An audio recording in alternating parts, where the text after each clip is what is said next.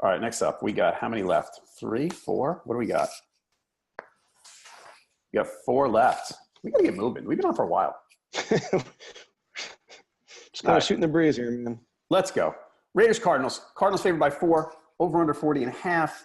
Let's see if that's changed at all. I see a 5-point spread. I see 5.5 at the win. Over under 40.5, still staying pretty steady. So Byron Leftwich has been the offensive coordinator for 2 games. Apparently, Bruce Arians told him to funnel the offense through Fitz and David Johnson. In those 2 games, David Johnson, 48 touches. Fitz, 14 catches on 22 targets. Byron Leftwich appears to be listening, and the Cardinals are probably the better for it. I was looking at NFL.com last night, so let me give you these stats real quick on David Johnson. First 8 games of the season. This is from NFL.com. 18.3 touches per game. Last week, 28 touches. Yeah. First 8 weeks, 75.1 scrimmage yards. Last week, 183 scrimmage yards. The first 8 games, 3.2 rushing yards per game. Last week, 4.7 rushing yards per game. So, yeah, boy, it makes sense to use David Johnson when you got him, doesn't it? And also the percentage I read, I think it was Next Gen, 50 with Mike McCoy, 59% between the tackles. With Leftwich, 41% between the tackles, because David Johnson is a different kind of runner. He's not a slam it between the tackles kind of guy. So it makes sense. I mean, and when you have that variety, he scored. I can't remember which one. I know he scored a touchdown. It was a short touchdown last week, right up the middle. But when you have that variety, when you move him around, then you can when you need that short yardage touchdown gain, throw him up the middle, because now it just makes sense. He's a former wide receiver, get him out in space and let him create. Yeah, I agree.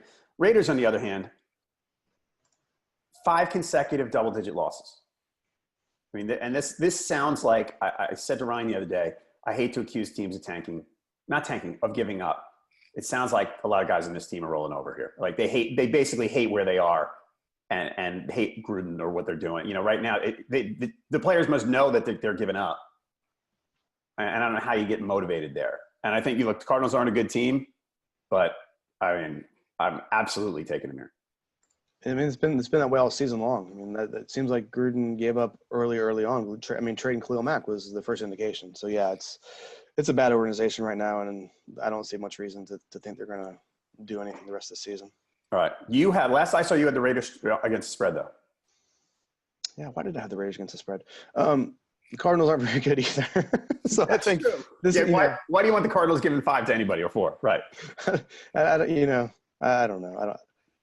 Maybe I'll go back and change that pick. Probably not. I don't really like to change my picks, but yeah, it's one of those games. It's going to be probably a really poorly played game, and the Cardinals may squeak it out. But I do feel pretty confident the Cardinals are going to win. So maybe by a field goal, and then if they win by a field goal, then I'm right on all accounts.